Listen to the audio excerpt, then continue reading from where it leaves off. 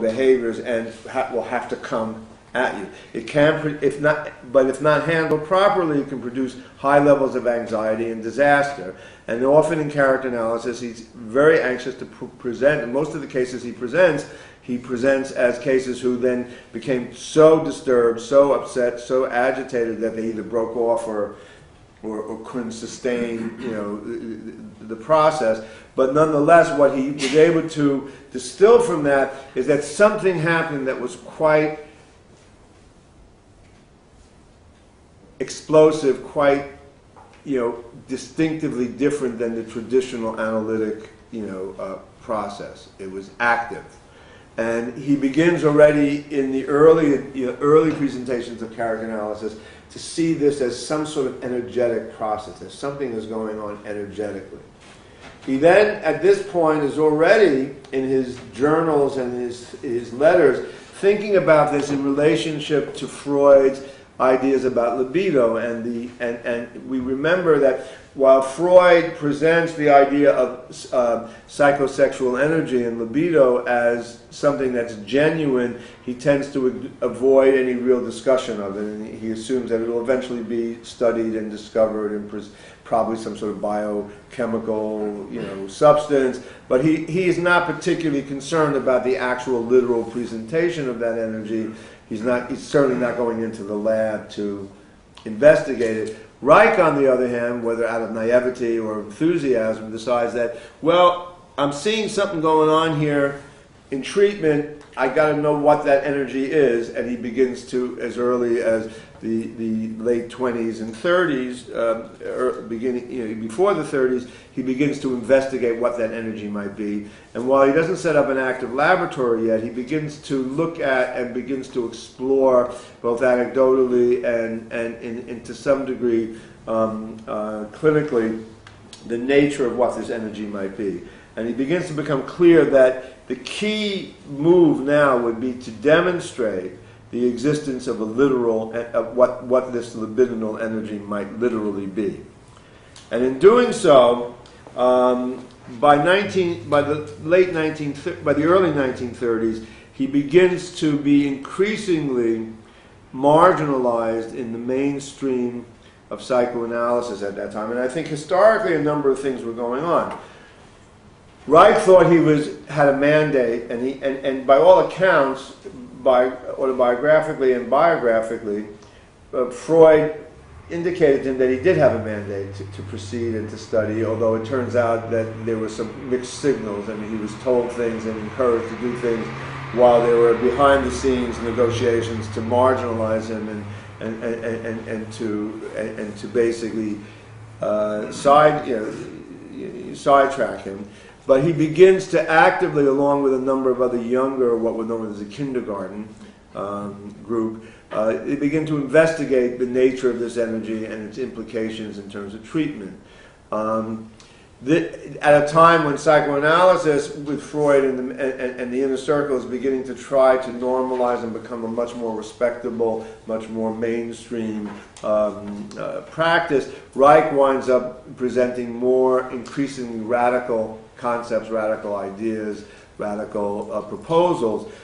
The single most radical proposal, and we're not even addressing now what was also going on in terms of his political activism, which was also introducing significant tension between himself and the mainstream of the analytic movement. But in keeping with orgone therapy and the history of orgone therapy, Reich begins to postulate and demonstrate the existence of what he considers a basic natural energy, or what he assumes is the libido, or libidinal energy operating in the organism, and begins to propose, as early as probably 1934, if not before, the idea that if one were to liberate or to allow this energy to flow freely in the organism and metabolize freely in the organism, you would see breakthrough or breakdown, depending on who the patient was. And if handled and managed properly, you could really accomplish major therapeutic success. And in process of doing this, really establish what he then proposes is the ultimate and natural function of this energy. And it's at this point that he introduces what will lead to his next major period and step. He begins to write on the function of the orgasm. Now, it's very important historically to understand that Reich's ideas on the function of the orgasm are not unique in and of themselves, in that Freud himself talked about the nature and function of excitation in the pleasure principle. I mean, we can argue about whether he was...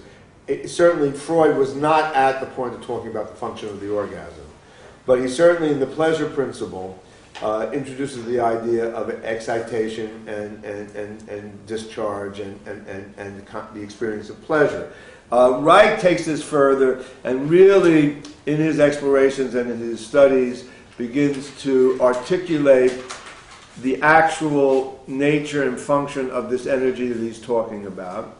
He begins to describe this energy and what he both suspects this energy is and what he's able to actually demonstrate this energy to literally be. Again, he's seeing this and he's assuming at this point that it is a bioelectrical energy of some sort, and begins to do his investigations that will lead to his final breakthrough in this area, called the bioelectrical investigations of